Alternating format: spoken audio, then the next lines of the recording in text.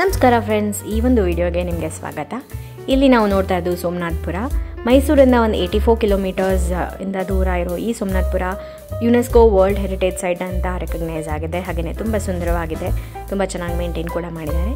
ಇದು ಕೇಶವ ದೇವಸ್ಥಾನ ಅಥವಾ ಚೆನ್ನಕೇಶವ ಅಂತಲೇ ಇದನ್ನು ಪಾಪ್ಯುಲರ್ ಆಗಿ ಕರೀತಾರೆ.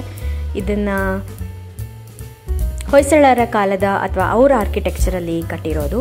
ಹಾಗೆಯೇ ಇಲ್ಲಿ ನೋಡ್ಬೋದು, ಈ ಕಂಬ ಇದೆ. ಇಲ್ಲಿ ಕೆಲವೊಂದು ಪಾರ್ಟ್ಸ್ ಮಿಸ್ಸಿಂಗ್ ಅಂತ ಕೂಡ ಹೇಳ್ತಾರೆ. ಇಲ್ಲೇ ಒಂದು ಆಂಜನೇಯಂದು ಒಂದು ಮೂರ್ತಿ ಇತ್ತಂತೆ, ಅದು ಕೂಡ ಮಿಸ್ ಆಗಿಬಿಟ್ಟಿದೆ ಅಂತ ಹೇಳ್ತಾರೆ. ಅದಲ್ಲದೆ ಇದು ಹೈ ಸ್ಟಾರ್ ಶೇಪ್ ಫಾರ್ಮಲ್ಲಿರೋ ಅಂಥ ಒಂದು ಮೇನ್ ಪಾರ್ಟ್ ಆಫ್ ದ ದೇವಸ್ಥಾನ ಇದೆ.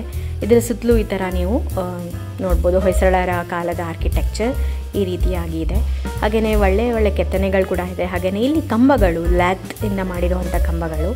ಈ ಒಂದು ಕಂಬಗಳ ವೈಶಿಷ್ಟ್ಯ ಏನಂದರೆ, ಇದು ಬೇರೆ ಕಡೆಯಿಂದ ತರಿಸಿ ಮಾಡಿರೋದು ಅಂತ ಹೇಳಲಾಗುತ್ತೆ.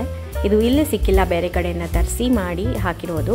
ನೀವು ನೋಡ್ಬೋದು, ತುಂಬ ಚೆನ್ನಾಗಿದೆ. ಆ ಥರ ಒಂದು ಆರ್ಕಿಟೆಕ್ಚರ್ ಈಗಿನ ಕಾಲದಲ್ಲಿ ಕೂಡ ಮಾಡೋದು ಕಷ್ಟ, ನೀವೇ ನೋಡೋ ಹಾಗೆ. ಹಾಗೆಯೇ ಕೆತ್ತನೆಗಳು ಒಂದಕ್ಕಿಂತ ಒಂದು ತುಂಬಾ ಸುಂದರವಾಗಿ ಇದೆ. ಇಲ್ಲಿ ನರಸಿಂಹಂದು, ಆಮೇಲೆ ವಿಷ್ಣು ಅವತಾರ, ಹಾಗೆಯೇ ಕೃಷ್ಣ, ಆಮೇಲೆ ಇಲ್ಲಿ ರಾಮಾಯಣ ಮಹಾಭಾರತದ ಕೆಲವೊಂದು ಕಥೆಗಳನ್ನ, ಹಾಗೆಯೇ ಕನ್ನಡದ ಟೆಕ್ಸ್ಟ್ಗಳನ್ನು ಕೂಡ ಉಪಯೋಗಿಸಲಾಗಿದೆ. ಆ ಲಿಪಿಗಳನ್ನ ಕೂಡ ಇಲ್ಲಿ ಬರೆದಿದ್ದಾರೆ. ಹಾಗೆಯೇ ಹಿಂದುತ್ವನ ಎತ್ತಿ ಹಿಡಿಯುವಂಥ ದೇವಸ್ಥಾನ ಇದು. ಕೆಲವೊಂದು ಪಾರ್ಟ್ಸ್ ಆಲ್ರೆಡಿ ನೀವು ನೋಡೋ ಹಾಗೆ ಡ್ಯಾಮೇಜ್ ಕೂಡ ಆಗಿದೆ, ಬಟ್ ತುಂಬಾ ಸುಂದರವಾಗಿದೆ ಇದು. ಇದನ್ನು ಕಟ್ಟಿದ್ದು ಸೋಮನಾಥ ದಂಡನಾಯಕ, ಹೊಯ್ಸಳ ರಾಜರ ದಂಡನಾಯಕರಾಗಿದ್ದರು ಅವರು. ಹಾಗೆಯೇ ಈ ಒಂದು ಜಾಗ ಬೇಲೂರು ಹಳೆಬೀಡಿಗೂ ಕೂಡ ತುಂಬಾ ಹತ್ತಿರ ಆಗುತ್ತೆ. ಅದೇ ಕೆಲವೊಂದು ಫೀಚರ್ಸ್ನ ಕೂಡ ನಾವಿಲ್ಲಿ ನೋಡ್ಬೋದು. ನರಸಿಂಹ 3 ಆಗ ಇದ್ದಾಗ ಅವಾಗಿನ ರಾಜ. ಅದಲ್ಲದೆ ಇದು ಒಂದು ಸಣ್ಣ ಹಳ್ಳಿ ಸೋಮನಾಥಪುರದಲ್ಲಿ ಇದೆ, ಮೈಸೂರಿಗೂ ತುಂಬ ಹತ್ತಿರ ಆಗುತ್ತೆ. ಹಾಗೆಯೇ ಕಾವೇರಿಯ ದಡದ ಮೇಲೆ ಇದೆ.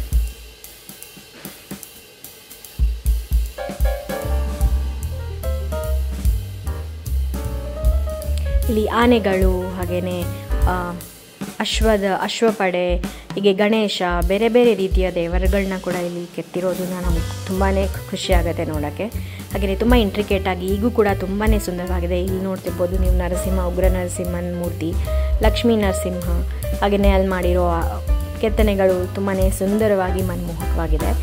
ಫೋಟೋಗ್ರಫಿಗೆ definitely one of the best place ಅಂತಲೇ ಹೇಳ್ಬೋದು. ಒಳಗಡೆ ಈ ಥರ ಇದೆ, ಗರ್ಭಗುಡಿಗೆ ಎಂಟ್ರ್ ಆದ ತಕ್ಷಣ ಅಲ್ಲಿ ಕಾಣೋ ಸೀಲಿಂಗ್ ಈ ಥರ ಇದೆ. ಹಾಗೆಯೇ ಅಲ್ಲಿರೋ ದೇವರುಗಳು ಯಾವುದಕ್ಕೂ ದೇವರ ಸ್ಥಾನ ಥರ ಪೂಜೆ ಥರ ನಮಗೇನು ಕಾಣಿಸ್ಲಿಲ್ಲ, ಬಟ್ ಇದು ಈ ಥರ ಇರೋ ತುಂಬ ಸುಂದರವಾಗಿ ಕೆತ್ತನೆಯನ್ನು ಮಾಡಿದ್ದು ಒಳಗೊಂಡಿರೋಂಥ ಒಂದು ಸುಂದರವಾದ ದೇವಸ್ಥಾನ ಅಂತಲೇ ಹೇಳ್ಬೋದು.